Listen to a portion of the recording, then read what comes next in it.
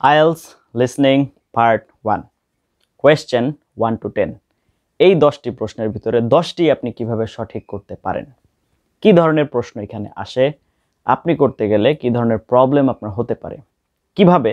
আপনি আপনার নিজেকে বেস্ট পসিবল ওয়েতে এটার জন্য প্রস্তুত করতে পারবেন তারই কিছু গুরুত্বপূর্ণ আলোচনা নিয়ে এসেছি আজকে আপনাদের সামনে welcome to my channel IELTS care আমার চ্যানেলে আপনাদেরকে স্বাগতম আপনি যদি আমার চ্যানেলে সাবস্ক্রাইবার হয়ে থাকেন then you are the boss otherwise please subscribe it's my wholehearted request to you আমি চেষ্টা করে যাচ্ছি IELTS কে সহজ করার জন্য IELTS is easy this is my only one theme আমি এই থিমের উপরেই কাজ করে যাচ্ছি আপনার যদি IELTS মক টেস্ট দেওয়ার প্রয়োজনীয়তা থাকে আপনি যদি আপনার নিজেকে যাচাই করতে যাচ্ছেন আপনি কোথায় আছেন কেমন পর্যায়ে আছেন এবং কিভাবে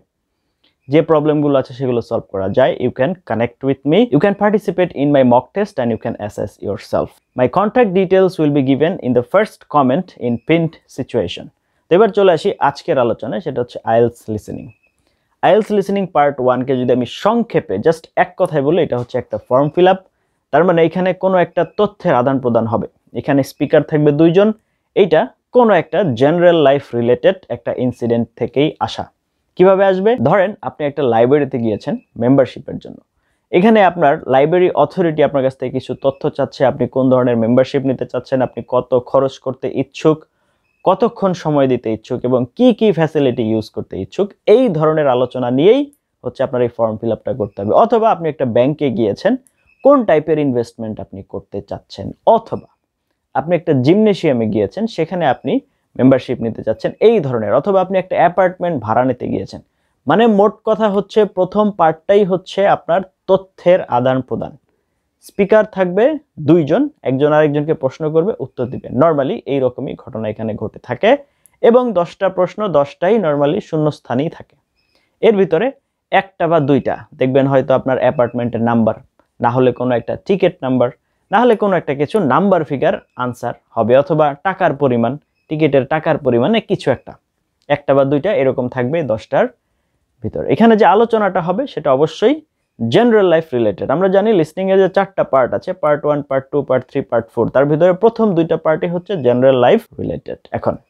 এখানে কেমন প্রশ্ন আসে চলুন আপনাদেরকে নিয়ে যাই কম্পিউটার স্ক্রিনে দেখিয়ে নিয়ে আসি তো চলে আসলাম আমরা আমাদের কম্পিউটার স্ক্রিনে আজকে আমরা IELTS লিসনিং এর যে পার্ট 1 রয়েছে সেখানে আমরা এটাকে দেখতে পাচ্ছি সেকশন 1 বলা হচ্ছে এটাকে পার্ট 1 ও বলা হতে পারে কিছু কিছু ক্ষেত্রে তো এখানে আমার কোয়েশ্চেন রয়েছে কত কোয়েশ্চেন 1 to 10 সুতরাং 10টি প্রশ্ন রয়েছে এবং এইখানে আমরা যেটা পাবো সেটা হচ্ছে একটি ফর্ম ফিল আপ করতে হবে এরকম টাইপের কিছু একটা আমরা পাবো এবং এটা দুইটা ভাগে ভাগ করা থাকবে দেখুন এখানে বলা হচ্ছে কোয়েশ্চেন 1 to 4 তার মানে কোয়েশ্চেন 1 to 4 এর জন্য আপনার একটা আলাদা অডিও বাজবে এবং এখানে মূলত হচ্ছে শূন্যস্থান এই দেখুন এই যে শূন্যস্থান 1 2 3 এবং 4 এই যে 4টা শূন্যস্থান আপনি পূরণ করবেন আপনার কোয়েশ্চেনগুলো দেখতে এরকম দেখাবে এবং এখানে একটা ইনস্ট্রাকশন আছে no more than 2 words and or a number এই যে এন্ড অর এ নাম্বার এটা দেওয়ার মানে হচ্ছে আপনার আনসার হিসেবে নাম্বার ফিগার আসতে পারে শুধুমাত্র যে ওয়ার্ড হবে বিষয়টা এরকম নয় তাহলে এই হচ্ছে আপনার মোটামুটি কোয়েশ্চেন 1 to 4 এটা আলাদা একটা পার্ট এরপরে যেটা আসছে সেটা হচ্ছে কোয়েশ্চেন্স 5 to 10 এটা সেকেন্ড পার্ট মানে কোয়েশ্চেন IELTS লিসেনিং পার্ট 1 এর ভিতরে আবার দুইটা অংশ পার্ট 1 পার্ট 2 এই পাঁচটাও দেখুন শূন্যস্থান একটা ফর্মই ফিল আপ করতে হচ্ছে 6 7 8 9 এবং 10 এটা করার সময় আমাদের যে জিনিসটা খেয়াল রাখতে হবে সেটা হচ্ছে no more than 2 words and or a number no more than 2 words and or a number আমরা আজকে জাস্ট IELTS লিসনিং পার্ট 1 এর সাথে পরিচিত হচ্ছি এই জন্য এগুলো কিভাবে সলভ করতে হয় শূন্যস্থান কিভাবে সলভ করতে হয় সেগুলোর আলাদা লেসন আসবে সেগুলোতে আমরা কিভাবে এগুলো বেটার ভাবে সলভ করতে পারি কিভাবে মনোযোগ দিতে হবে এগুলো আমরা আস্তে আস্তে আলোচনা করব ওকে তাহলে দেখলেন এইবার এই যে প্রশ্নগুলো আপনি পেয়েছিলেন যে প্রশ্নগুলোর আনসার আপনি করবেন আপনার প্রশ্নে কাগজে প্রশ্নের ভিতরে আপনি র আকারে যেগুলো লিখবেন এবার সেটা কোন আনসার শিটে নেবেন সেটা দেখিয়ে নিয়ে আসি চলুন যাই এটা হচ্ছে আপনাদের আনসার শিট রাইট এখানে কি করতে হবে আপনার ক্যান্ডিডেট নেম দিতে হবে আপনার পাসপোর্ট অনুযায়ী আপনার নামটা এখানে লিখে দিবেন এখানে হচ্ছে ক্যান্ডিডেট নাম্বার যেটা আপনার পাসপোর্টের নাম্বার মূলত সেটাই ক্যান্ডিডেট নাম্বার হয়ে থাকে আর সেন্টার নাম্বার যেখানে আপনি রেজিস্ট্রেশন করেছেন তাদের একটা নিজস্ব ইউনিক কোড আছে সেটা এখানে দিতে হবে টেস্ট ডেট ডে মান্থ এবং ইয়ার এই জিনিসগুলো সুন্দর করে সেট করে দিয়ে দিবেন এই যে জায়গাগুলো আছে 1 2 3 4 5 6 7 8 9 10 ধরুন এই 10 থেকে একদম 40 পর্যন্ত তো যতগুলো আপনার আনসার আছে টোটাল 40টা কোয়েশ্চেন সবগুলোর জন্য আলাদা আলাদা ঘর করে দেওয়া আছে সুন্দর করে এই জায়গাগুলোতে বসিয়ে দিবেন আপনি যখন মেইন এক্সাম দিবেন তখন আপনার হচ্ছে আপনার আনসার শিটটা দেখতে এরকম দেখাবে তো যখন মেইন এক্সাম চলবে অডিও চলবে তখন এটা আপনি পাবেন না আপনি পাবেন হচ্ছে যখন আপনার হচ্ছে অডিও বাজার শেষ হয়ে যাবে তখন আপনাকে এক্সট্রা 10 মিনিটস টাইম দেওয়া হবে মূল আনসার শিটে আনসারটা ট্রান্সফার করার জন্য বুঝতেই পারছেন এখানে দুইজন আপনার কারেকশন করবে তো মার্কার হবে দুইজন মার্কার 2 এবং মার্কার 1 দুইজনের মিলিয়ে তারপরে হচ্ছে আপনার টোটাল মার্কিংটা এখানে করা হবে এতক্ষণ তো দেখলেন আপনার আইএলটিএস লিসনিং পার্ট 1 কি প্রশ্ন আসে কিভাবে আনসার করবেন এই বিষয়গুলো আমরা পরবর্তীতে কোয়েশ্চেন টাইপ রিলেটেড যে আলোচনা আছে সেখানে আরো বিস্তারিত নিয়ে আসব যেমন শূন্যস্থান পূরণ করার সময় কিভাবে করতে হবে মাল্টিপল চয়েস কিভাবে করতে হবে তারপরে হচ্ছে আপনার ম্যাচিং কিভাবে করতে হবে সবগুলো জিনিস নিয়ে আমরা আলোচনা করব আজকে যে বিষয়টা আপনাদের সাথে খুবই সূক্ষ্ম একটা বিষয় আলোচনা করতে যাচ্ছি সেটা হচ্ছে আমরা নরমালি বলতে চাই বেশি শুনতে চাই কম as a nation this is our habit এটা আমার ভিতরেও আছে আপনার ভিতরেও আছে আমাদের সবার ভিতরেই আছে we would like to talk but we don't want to hear but most surprisingly if you listen you will learn more আপনি যদি শুনেন তাহলে আপনি আরো বেশি শিখবেন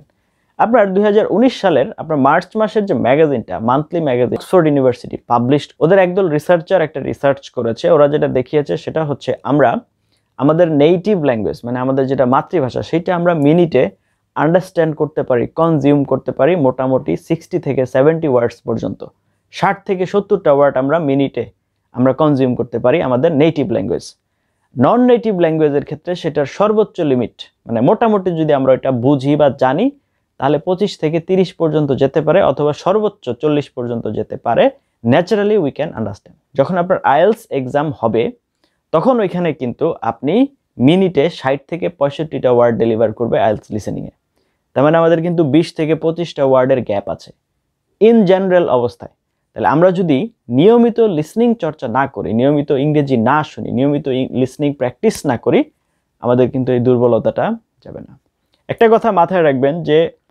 প্র্যাকটিস এটার কোনো শর্টকাট হয় না